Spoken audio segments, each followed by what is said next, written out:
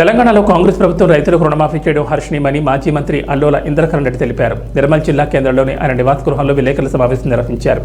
ఈ సందర్భంగా ఆయన మాట్లాడుతూ భారతదేశ చరిత్రలోని ఏ రాష్ట్రం చేయని 2 లక్షల రుణమాఫీని రేవంత్ రెడ్డి ప్రభుత్వం చేయడం సాహసోపేతమైన నిర్ణయమన్నారు. ఈ రుణమాఫీతో తెలంగాణలోని ప్రతి రైతు ఎంతో ఆనందం వ్యక్తం చేస్తున్నట్లు పేర్కొన్నారు. గత ప్రభుత్వ హయాంలో గుట్టలకు పుట్టలకు ఫ్లాట్లు చేసిన భూమికి ధనవంతులకు రైతు బంధు ఇచ్చారని తెలిపారు. కాంగ్రెస్ హయాంలో 10 ఎకరాల లోపు రుణమాఫీ చేయడం సంతోషకరమన్నారు.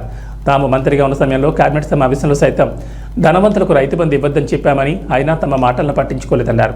రైతు బంధు పథకం ఎత్తేసి రుణమాఫీ చేస్తున్నట్లు కొందరు ఆరోపణలు చేస్తున్నారని, కాంగ్రెస్ ప్రభుత్వం రైతు బంధు పథకాన్ని రైతు భరోసాగా పేరు మార్చిందని తెలిపారు. ముఖ్యమంత్రి రేవంత్ రెడ్డి ప్రభుత్వం ఎన్నికల్లో ఇచ్చిన 6 హామీలను విడతల వారీగా అమలు చేస్తుందని తెలిపారు.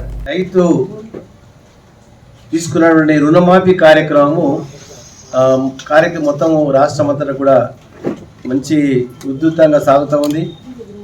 దేవుడి దయవల్ల వర్షాలు కూడా కురుస్తున్నాయి. దానికి ఉత్సాహం పొంగి పొర్లుతూ ఉంది. మరి భారతదేశ చరిత్రలో ఏ రాష్ట్రంలో కూడా ఎక్కడ కూడా 2 లక్షల రూపాయల వరకు రుణమాఫీ అనే కార్యక్రమం ఇప్పటిదాకా తీసుకోలేదు. ఇప్పటిదాకా నాకు తెలిసిన మటుకు మన దగ్గర కూడా 1 లక్ష రూపాయలు తీసుకున్నాము. అంత వేరే వేరే ప్రభుత్వాలు ఎక్కడ ఇచ్చి ఉన్నాయి. గతంలో మన్మోహన్ సింగ్ గారు ఉన్నప్పుడు 10,000 రూపాయల రుణమాఫీ అన్నప్పుడు ఒక 70,000 కోట్ల రూపాయలప్పుడు మొత్తం భారతదేశం అంతటా కూడా మాఫీ చేయడం జరిగింది.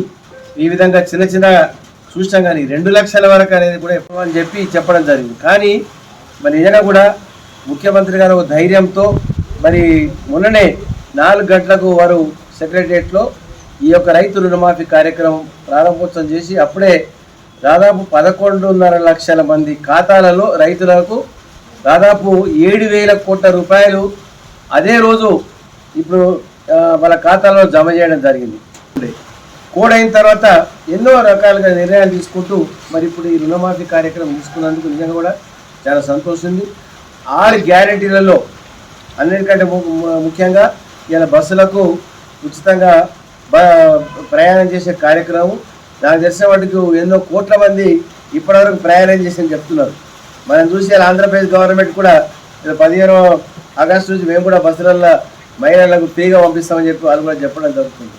దాంతోపాటు 500 రూపాయల గ్యాస్ సిలిండర్ ఇచ్చే కార్యక్రమం, అదేవిధంగా 10 లక్షల రూపాయలు ఇది ఆరోగ్యశ్రీలో మనము గతంలో 5 లక్షలు ఉంటే దాన్ని ఇప్పుడు 10 లక్షల రూపాయలకు పెంచినటువంటి యొక్క కార్యక్రమం కూడా మరి తీసుకోవడం జరిగింది. దాంతోపాటు 200 యూనిట్ల వరకు విద్యుత్ శక్తి ఉపయోగించుకునే ఎవరైతే కుటుంబాలు ఉంటాయో వాళ్ళకు కూడా ఈ విద్యుత్ శక్తి ఇచ్చే గృహజ్యోతి కార్యక్రమం కూడా ఉన్నటువంటి విషయం కూడా మనం గ్రహించాలి. ఈ విధంగా ఇవాళ రైతు బంధును మరి ఆపేసి దీన్ని ఇక్కడ ఏదైతే రుణమాఫీ కార్యక్రమం ఇస్తున్నారు, రైతు బంధు అనే కార్యక్రమం ఏదైతే మనము రైతు భరోసా అని చెప్పి దాని పేరు కాంగ్రెస్ పార్టీ మార్చడం జరిగింది. దీనికి గతంలో 100 ఎకరాల నుండి పడవబడ్డటువంటి భూములకు ఇవ్వడం జరిగింది. ప్లాట్లు చేసినటువంటి యొక్క ఓపెన్ ల్యాండ్లో కూడా ప్లాట్లు చేసుకున్నారు, వాళ్ళకు కూడా ఇవ్వడం జరిగింది. అదేవిధంగా ఇన్కమ్ ట్యాక్స్ కట్టే వాళ్ళకు, కోటీశ్వర్లకు, బెంచ్ కార్లు ఉన్న వాళ్ళకి అందరికి కూడా ఇస్తున్నారు. దాని అర్థం చెప్పి అప్పటి నుంచి ఎన్నోసార్లు చెప్పడం జరిగింది. మేము కూడా క్యాబినెట్ మీటింగ్లలో కూడా చెప్పడం జరిగింది, కానీ అది ఆపలేదు. ఇప్పుడు ప్రజలలో తీవ్రమైన వ్యతిరేకత ఉంది.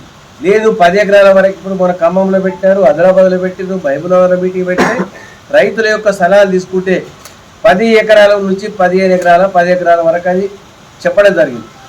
50 ఎకరాల భూమి ఉన్నా 10 ఎకరాల వరకు ఇవ్వండి, అంతకంటే అవసరం లేదని చెప్పి చెప్పడం జరిగింది. ఇన్కమ్ ట్యాక్స్ కట్టే వాళ్ళకు అవసరం లేదంటున్నారు. 100 ఎకరాలు గుట్టలు పడితులు ఉన్నాయి, అక్కడ ఇతరం కూడా ఇయ్యరు, వాళ్ళకు కూడా పైసలు వస్తున్నాయి. ఆ వరకు దాని ఇంట్లో కూర్చుంటే పైసలు వస్తున్నాయి అని చెప్పి అట్లా ఈ విధంగా పట్టాలు చేసి ఇళ్ళ ప్లాట్లు అయిపోయినాయి, వాళ్ళకు కూడా అవిటికి కూడా వస్తున్నాయి.